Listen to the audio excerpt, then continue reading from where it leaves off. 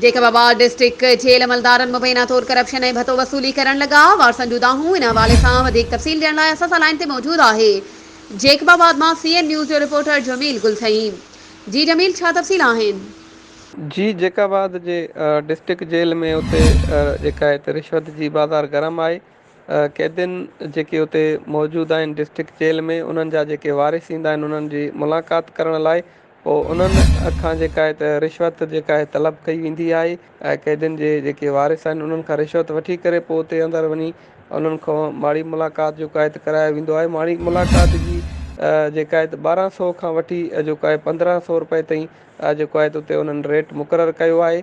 इन खां अलावा अव्हांखे इहो ॿुधाईंदो हलां त उते कैदियुनि खे जेको आहे त जेको आहे तशदुद करे उन्हनि खे मजबूर जेको आहे कयो वेंदो आहे। पोइ उन्हनि खे जेको आहे जबरी जेको आहे पोरियो कराए उन्हनि जे कैदियुनि जे वारस जीअं हुते मुलाक़ात लाइ अचनि त पोइ उन्हनि खे कैदी जेके ॿुधाईंदा आहिनि त असां हिते जेको आहे त तशदुद करे रहिया आहिनि ऐं असांखे मारकुट करे पोइ उन्हनि जे वारसनि खां पोइ जेको आहे त रिश्वत जेका आहे तलब कई वेंदी आहे।